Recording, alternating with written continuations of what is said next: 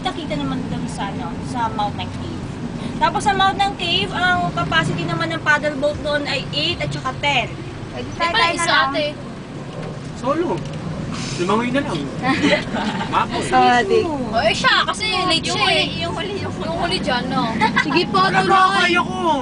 Ate, sige na. Babae ako eh. Okay, tapos mamaya, gawin natin yung kayong isang bangka kayo, yung tatlo o yung dalawa ang ating isisingit sa iba ha. Kahit hindi kayo magkakakilala doon, pakisama tayo para mas mabilis kayo matapos. Parating natin yung halfway mamaya, talagang magugutuman kayo sa lunch kasi ang permit number natin ay 11:30.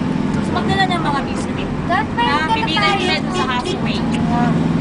Sabi sa inyo eh. Kung biglang pumusok na kami. Gutumin tayo doon. Ay, di kayo nagdala ng baon nyo? Oo, hindi. Meron ka ba? Sus ko po naman, laki dyan. Sige na, kabay ka na lang ate. Shy. Meron ka? Bye-bye. Tandaan ha, i-recall ko yan mamaya sa halfway. Bye-bye. So, underground river ang ating tour. Ang tour ninyo Uy. magmamaximum siya hanggang 45 minutes to 1 hour po sa loob ng river. Okay. So, dalawang bangka ang sasakyan ninyo, isang motorized boat at saka isang paddle boat.